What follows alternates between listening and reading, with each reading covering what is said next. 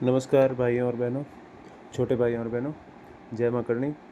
हम संधि पढ़ रहे थे और संधि में व्यंजन संधि चल रहा था और व्यंजन संधि में क्रम से हम अगला नियम पढ़ते हैं आज।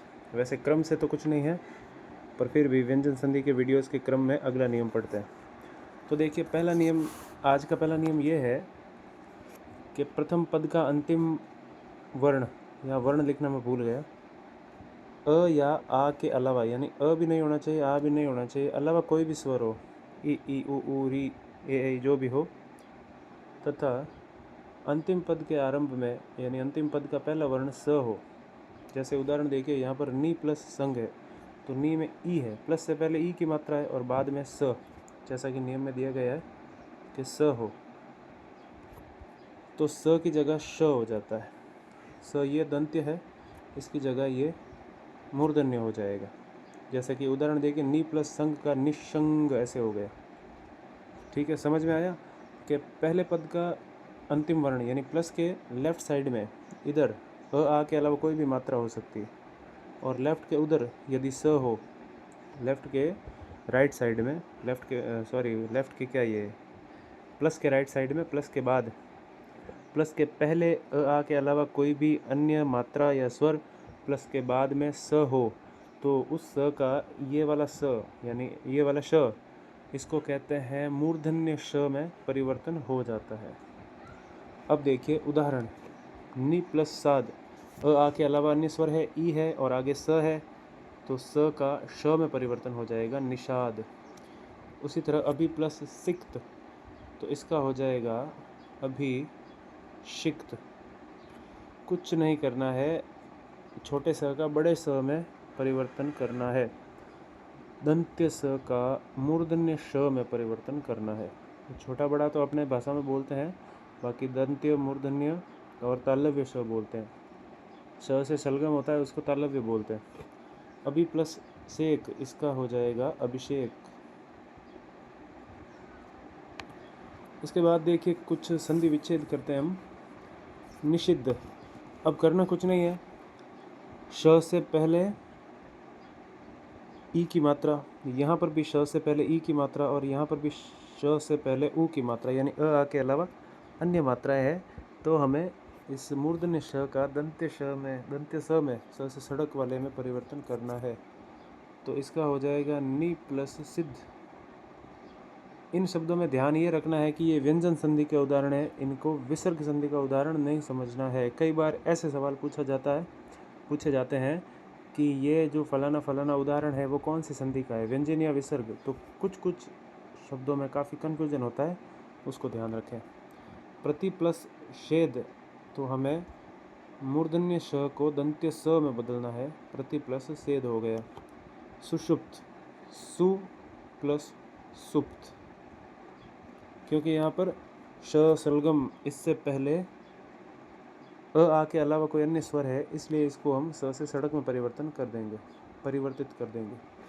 सुशिर का उसी प्रकार हो जाएगा, सु प्लस शिर, और सुषुम्ना का हो जाएगा सु प्लस सुम्ना। वैसे इसमें उदाहरण बहुत सारे हैं, जैसे कि एक बहुत ही फेमस है अपना, या रहने दीजिए, अब ज़्यादा हो जाएंगे यूँ तो, उदाहरण तो दुनिया भर के होते ही होते हैं। खैर चलो एक लिख देते हैं, प्रति प्लस स्था, तो पहले ये अ आ के अलावा अन्य स्वर ई और बाद में आया आद स, तो इसका हो जाएगा प्रतिष्ठा। ये थ भी परिवर्तित होकर ठ बन जाएगा। उसी तरह प्रतिष्ठित का प्रतिष्ठित हो जाएगा। और इसी तरह हम यदि, एक और उदाहरण है, वी प्लस स्नु का हो जाएगा विष्णु। पहले अन्य स्वर है अ आ के अलावा, ई की मात्रा है और बाद में स है, तो ये स हो गया, और न को परिवर्तित करके ण में बदल दिया। ये कुछ अलग नियम होते हैं कि पीछे वाला न का ण हो जाता है, वो अलग नियम होता है। खैर अब आगे चलते हैं। अब अगला नियम देखिए, यदि श के बाद, ये मूर्धन्य श के बाद यदि त हो तो त बदल जाएगा ट में, यदि थ हो तो वो बदल जाएगा ठ में, और यदि न हो तो वो बदल जाएगा ण में बदल जाएगा। कैसे? नियम पढ़ने के बाद उदाहरण के द्वारा समझते हैं। अब देखिए, श के बाद यदि त है तो वो ट में बदल जाएगा। कैसे है कि पुष प्लस ती, ये श के बाद त है तो त को ट में बदलना है, त को ट में बदलना है, श में परिवर्तन नहीं होगा। इसका हो जाएगा पुष्टि। श के बाद थ है तो थ को ठ में बदल देंगे। क्रमशः देखिए, त, थ और न, ट, ठ और ण, द, ध नहीं है यहाँ पे। चलिए, श प्लस थ, थ का हो जाएगा ठ। उदाहरण देके शश प्लस थ यानी कि षष्ठ। श प्लस न बराबर न, तो त्रिश प्लस न बराबर तृष्णा, त्रिश प्लस ना बराबर तृष्णा।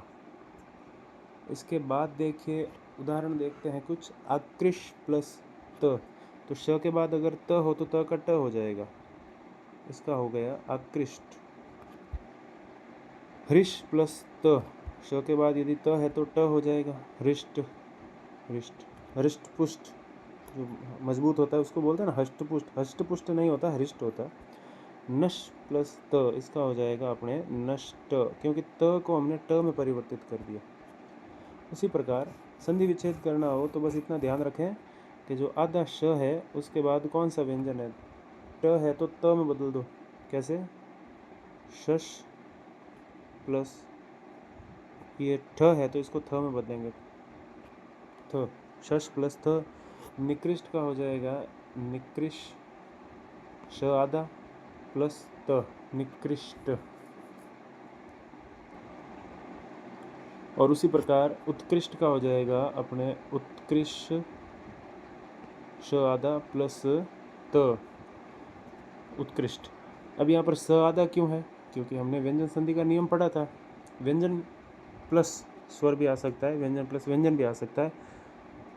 यानी कि प्लस से पहले अगर व्यंजन हो, 2-3 हमने उसके पढ़े थे कि पहचान कैसे करनी है। उसमें एक ये था कि प्लस के पहले व्यंजन आएगा। व्यंजन आएगा प्लस के पहले, तो व्यंजन संधि में हमेशा आधा ही आएगा, क्योंकि आधा होगा तभी तो प्लस के पहले व्यंजन माना जाएगा।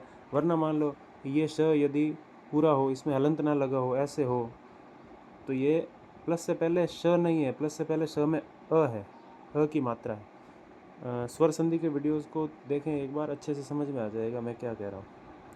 चलिए, यहाँ पर ये ध्यान रखें कि व्यंजन संधि में प्लस से पहले जो भी व्यंजन होगा वो आधा ही आएगा, हलंत में ही आएगा। ठीक है, तो उत्कृष्ट का हो गया उत्कृष्ट प्लस त। और ज़्यादा उदाहरण खैर इसमें है नहीं, मुझे मिले नहीं, तो ये वीडियो मैं यहीं पे समाप्त करता हूँ। इसके ज़्यादा उदाहरण नहीं मिले, दूसरे वाले नियम के जो था ना त, थ और न का, उसके ज़्यादा उदाहरण अभी मिले नहीं, इसलिए मैं इस वीडियो को यहाँ पे समाप्त करना चाहता हूँ। ठीक है, बहुत बहुत धन्यवाद।